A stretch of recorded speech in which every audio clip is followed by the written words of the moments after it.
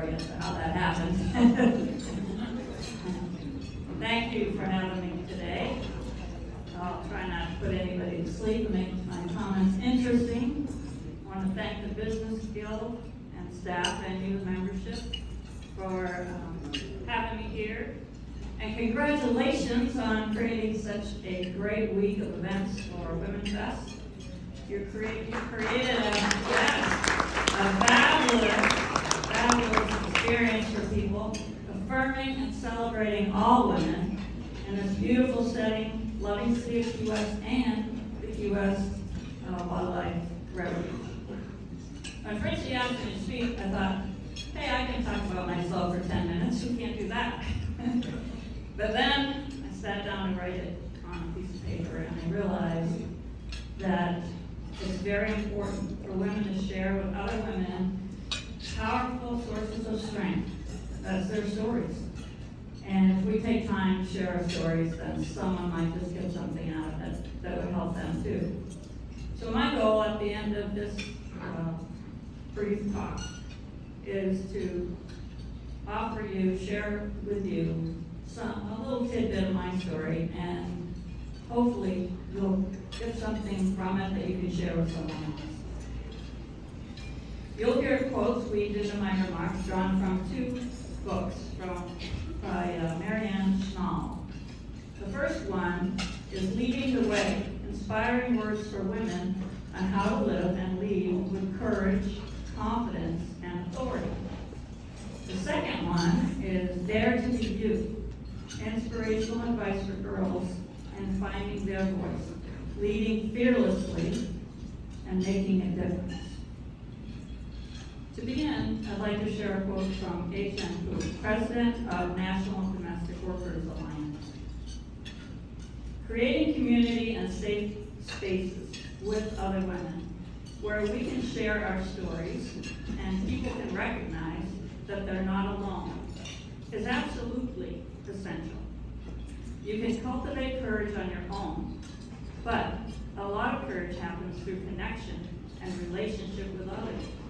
For me, it's been incredibly inspiring to bear witness to women who, against all odds, assert the dignity of their work and their right to be recognized for the work that they do in families. That takes so much courage, and it's a huge source of inspiration and strength. At the end of the day, all of us need other people to inspire us and give us strength. End quote. Today I share a little bit of my story, and I hope that it inspires others as we continue to grow as a community. As I look back to recall the pivotal moments in my life that drove me to overcome my fear, the first thing that came to mind was love. Yes, love. Fear and love, two powerful feelings.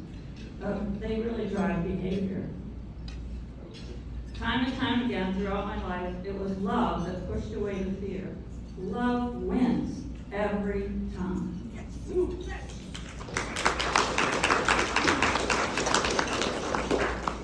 I was born into a, quote, man's world, I called it. My mother encouraged me to be all I could be in the world and go out and experience it. You see, her mother died when she was only 16. She was kept at home on the dairy farm to take care of her father. Unable to go to school, her siblings brought her assignments to her, and she finished high school by studying at night after all the chores were done. She lived through tough times during the Depression, but always held on to hope. Her faith in God gave her strength to carry on. If you ever sat down with her, even for a few minutes, you could not help but feel love and hope just radiating from her soul. She was truly a shining example of strength and resilience. The men I looked up to in my early years, however, were mostly the opposite. My father, brothers, their friends, the guy I worked on the neighboring dairy farm with, father of the girl I babysat for, they lured me in, each of them in their own way. I was very naive and shy and very afraid. I was afraid of the unknown. I had no experience with the ways of life. I was afraid of my father, who whipped my brothers with a razor strap. Each male figure was abusive in different ways, some sexual, some physical, some manipulative, until the day I decided I would never depend on anyone or anything ever again. I was 9 years old. My mom and I had just come out of the dentist's office. Dad was waiting in the car. Dad had reluctantly laid down his pliers, which he was going to use on me, and had taken us to get my first tooth pulled. I was in the back seat. I heard Dad yelling, no, screaming at my mother, and she was sobbing. He was furious about $24 to pay the dentist, which meant we had to give up meat for 2 weeks until the distribution food truck came back in town. She was begging him to give her money so she could pay the bill. That made me so angry that a person could have the right to belittle and abuse another human being so much. And especially the kind of kind and loving person that my mother was. I remember vividly deciding, as I sat there helpless, with my mouth packed with jaws in pain, I am never going to let anyone treat me this way, and I'm going to help my mother. I didn't know how, I didn't have a clue, but I wasn't going to take it anymore. The next day I walked a mile to the neighboring dairy farm, and I started milking cows for 50 cents a day. I learned that the person with the money had all the power, and I was going to figure out how to get some. Does anyone else have a moment like that? A moment when you decide you have had enough. In my studies of human behavior, often it's the moment when the pain that's caused by your current situation is so great that is when people change.